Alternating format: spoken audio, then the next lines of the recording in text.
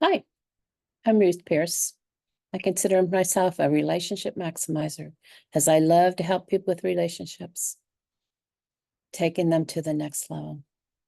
And the first step in that is learning to love and value yourself. And this recording is a second session in the book, Love Yourself Like Your Life Depends on It. So we're going to do a quick review before we move into the second session about the last session, the first one. Because in it, Camille talks a lot about how important it was for him to love and value himself, or to love himself. He doesn't go into value, just love. And he was in a very dark spot, very depressed, struggling to get out of bed. One day he moved to his desk and he wrote this vow. I'm going to read it to you.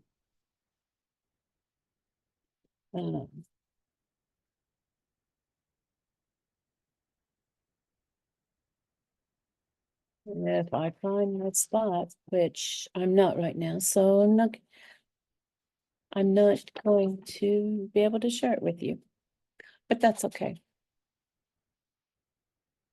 It's loving yourself and how important it is.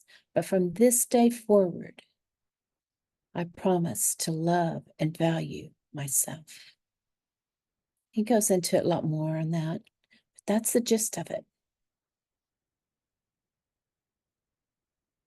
And that's the vow. That's the place to start. And I encourage you to write your own vow and personalize it, but use that as a foundation. I love myself.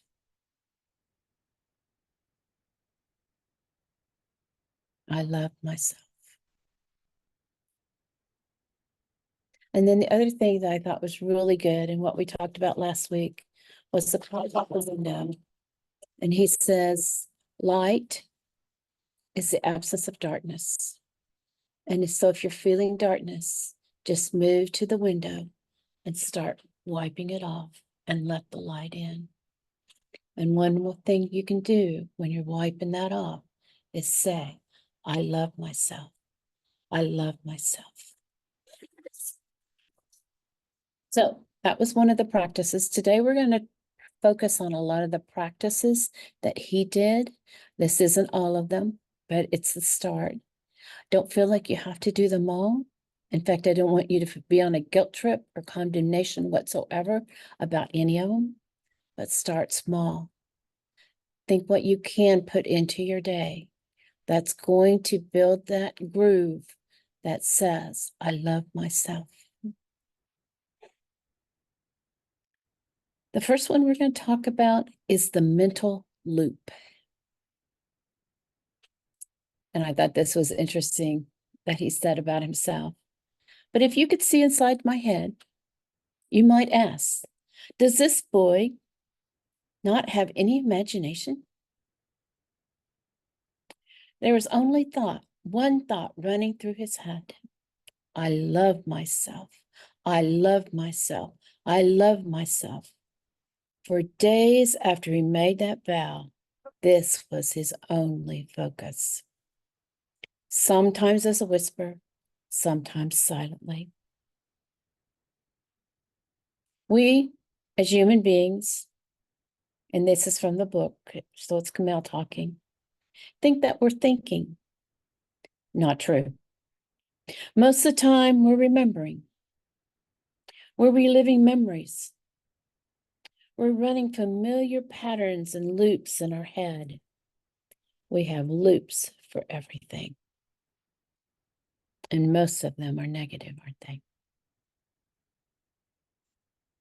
We keep replaying the loops, and they in turn trigger feelings that we're not good enough, that we don't have enough. It's automatic to the point that we believe we have no choice. But we do. We can change those loops.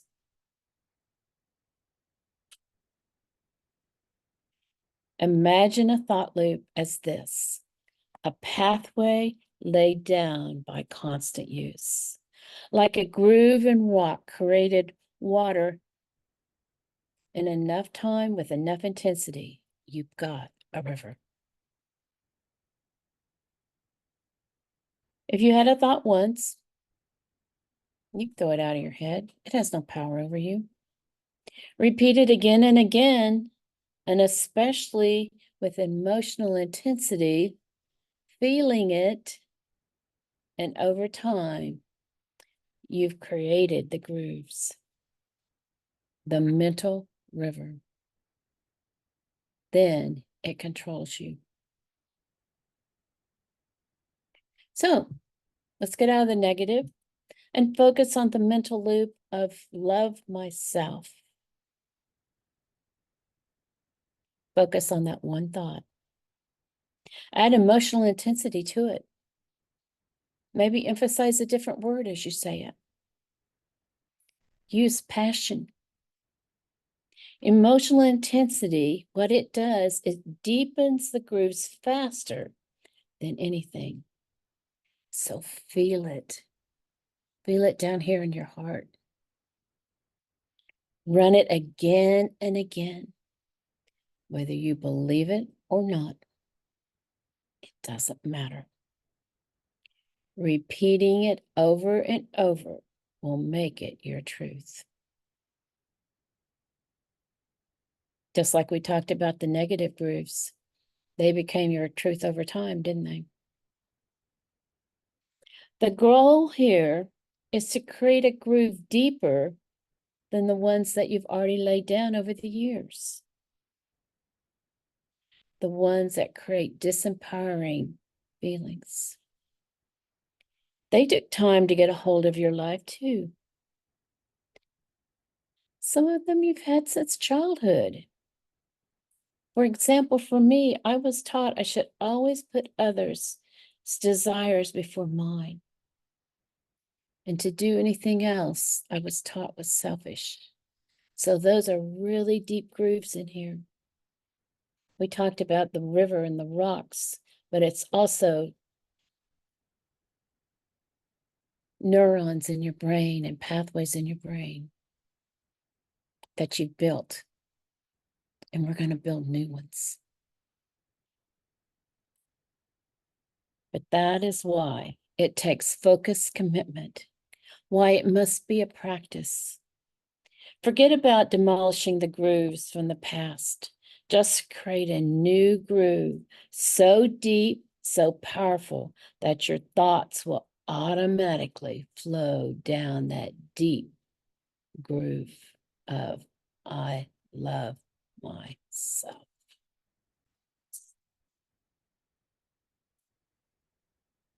It takes time.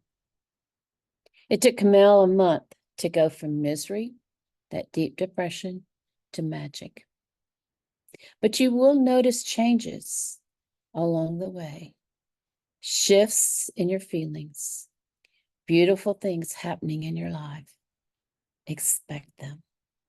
So that's the practice of the mental loop. The second practice we're going to talk about is meditation. And what Camille does, he has picked a favorite song, instrumental, and it lasts 7 minutes. 7 minutes is not magic, according to him. It's just the song that he picked. And it became his anchor. And so it's like a habit when it's formed, that trigger. When he puts that song on, he knows it's time to meditate. When he inhales, he says, I love myself. When he exhales, he lets go of the negative feelings that are inside him. And he does this for 7 minutes while that song is playing. Sometimes, instead of saying, I love myself, he focuses on light coming in and going through his body on the inhale. And then on the exhale, the light taking it out, all the bad stuff. Says it's an intense practice because it's focused, but it doesn't feel intense. It's peaceful. Real emotional intensity is one that creates peace, love, and growth. Let me say that again. Real emotional intensity is one that creates peace, love, and growth. And you do want to use the same piece of music once you find the one that is you, because it creates the anchor to pull you into that state, that practice. So we had the mental loop, then we had meditation, and then we have 10 breaths. And actually, this is not in the first section, it's in the manual if you're following along in your book. Throughout the day, pause and take 10 deep, slow, purposeful breaths.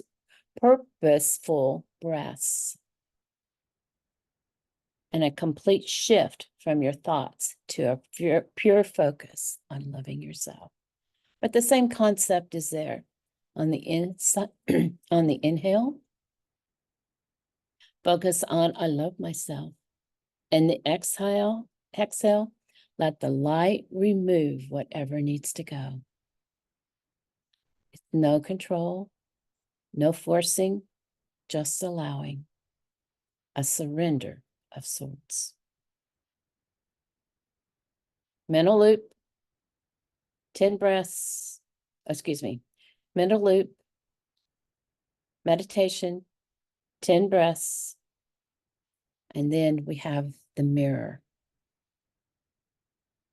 This is where you look yourself in the eye, in the mirror, and say, I love myself.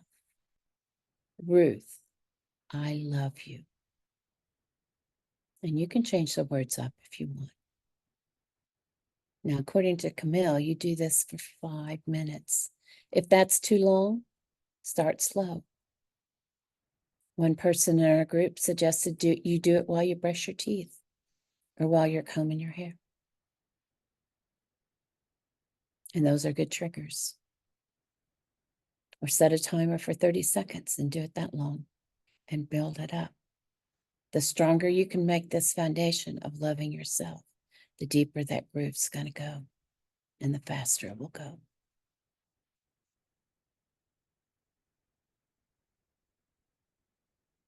We don't have a problem if there's somebody in our life that we love a lot to say, I love you. We don't have a problem looking them in the eye and saying, I love you. Now give that same gift to yourself and tell yourself you love you. And then our last one, it's called One Question. And for Camille, this happened after he was out in the real world again. He had been able to leave his bedroom and do some different things, interact with people. But with that came demands from others. So he got this one question, and it's a very good one. If I truly loved myself, would I do this? If I truly loved myself, would I do blank? And you fill in the blank. It can be something small, can be something big. It can be something that you're tempted to do. Like one that comes to my mind is, if I truly loved myself, would I think I needed that second cookie? If I truly loved myself, would I feel guilty for taking a nap if I was really tired? Or it may come from demands from others. And for those of us that struggle to say no to requests from other people, this may be a very good question to put in your toolbox. Just keep in mind. And a sidebar with this, well, before I get there, let's do this.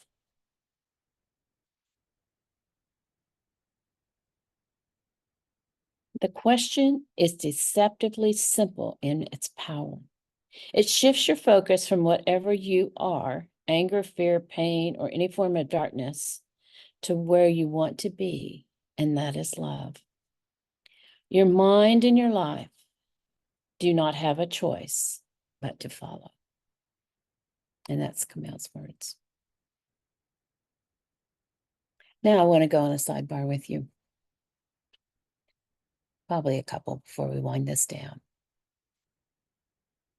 And we've all heard the term win-win in relationships, where it's a win for both parties. And that's our goal in all your relationships. It really is. And if you settle for either the win-lose or the lose-win, the relationship loses. And so that's where you want to go.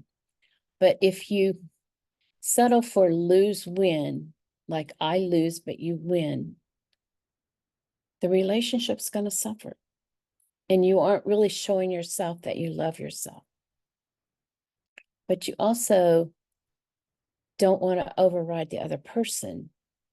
And so you don't want to go for that win-lose where they feel like they're lost, because the relationship will lose. And the more important that relationship is to you, the more important it is to get that win-win.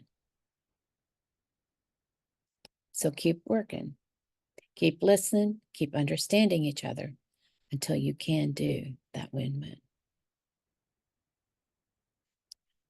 I'm going to leave you with this thought. And this is actually not in the book.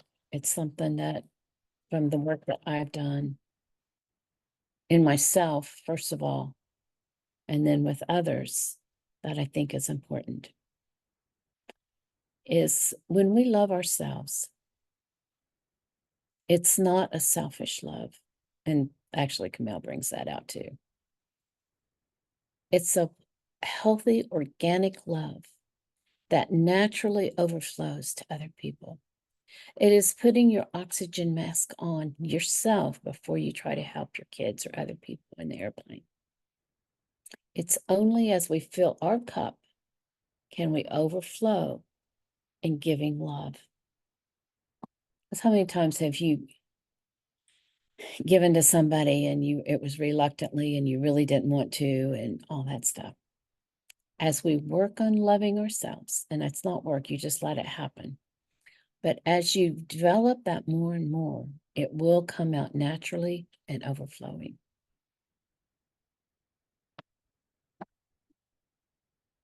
And it's been probably about 2 or 3 years now since I started working on this.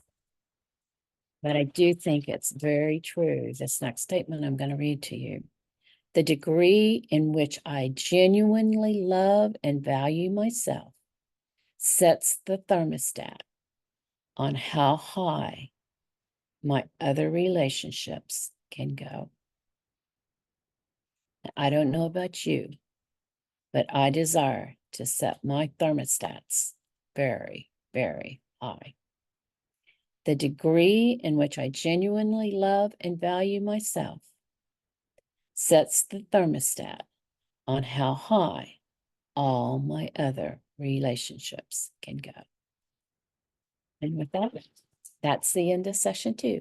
We'll see you with session 3.